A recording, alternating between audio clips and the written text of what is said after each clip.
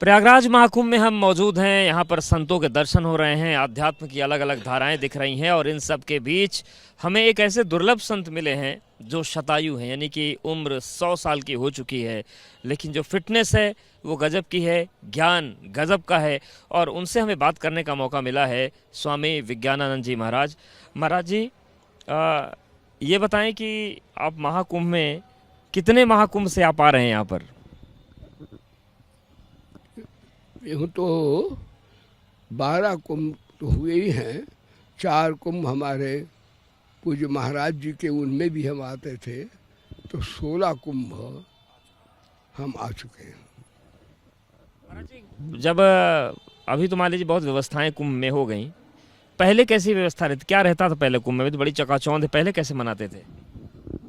पूर्व में जहाँ तक व्यवस्था का प्रश्न है, उत्तरोत्तर जो कुंभ उत्तर में हुए, पश्चात में हुए, उनमें व्यवस्थाएं, क्योंकि एक बार कुंभ में बहुत से व्यक्ति अव्यवस्था से काल कल्पित हुए थे,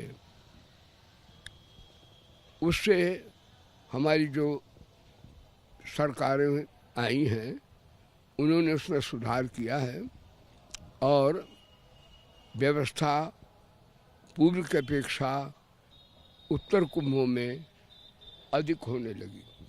महाराज जी, ये बताएं कि व्यवस्थाओं की तो बात हो गई, जो सबसे ज़्यादा आकर्षित तो चीज़ कर रही कि इस उम्र में भी आप इतने कठिन योग कैसे कर लेते हैं? आपकी फिटनेस का रहस्य क्या है?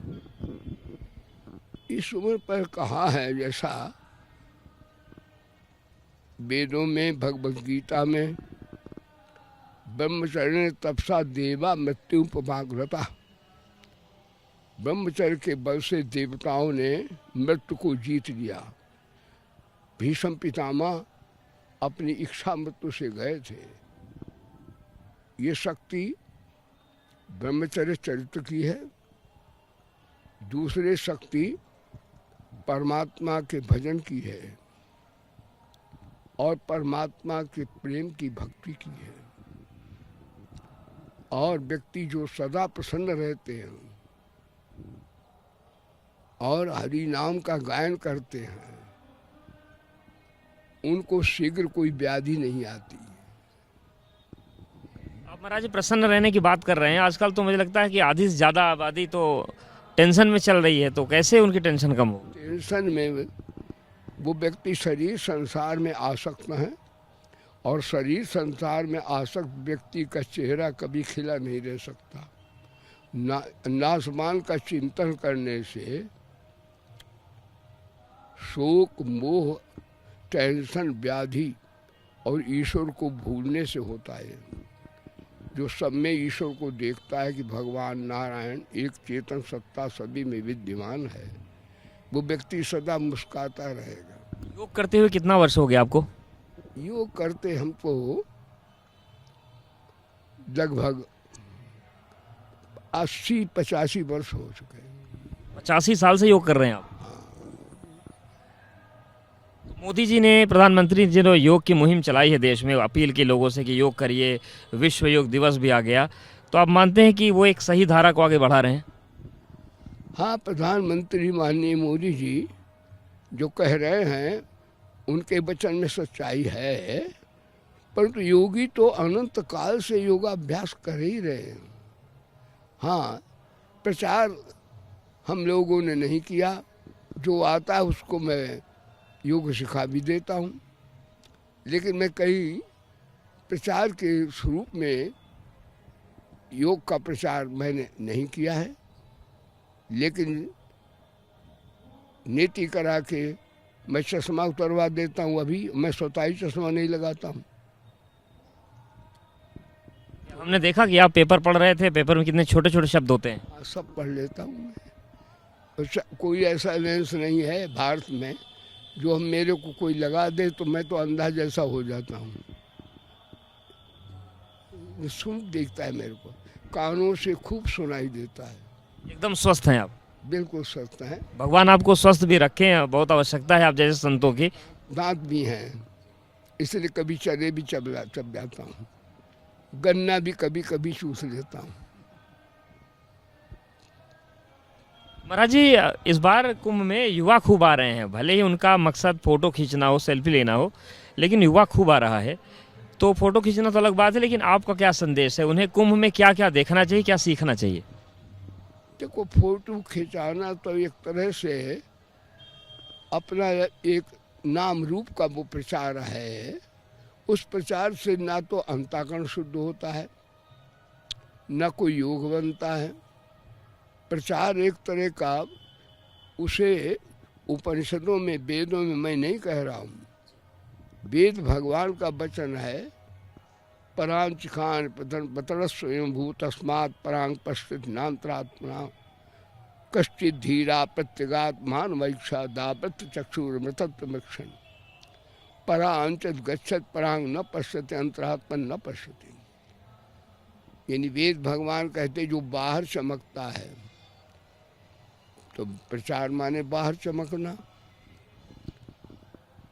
तो उसको आध्यात्मिक लाभ उतना नहीं हो पाता, क्यों? बाहर की चमक दम आभ्यंतर आत्मा का, परमात्मा का बोध कराने में हिंड्रेंस करती है। इसलिए बहुत जो प्रचार होता है वो चरित्र का प्रचार है, तो अपने आप सात्विक लहरें बनेंगी।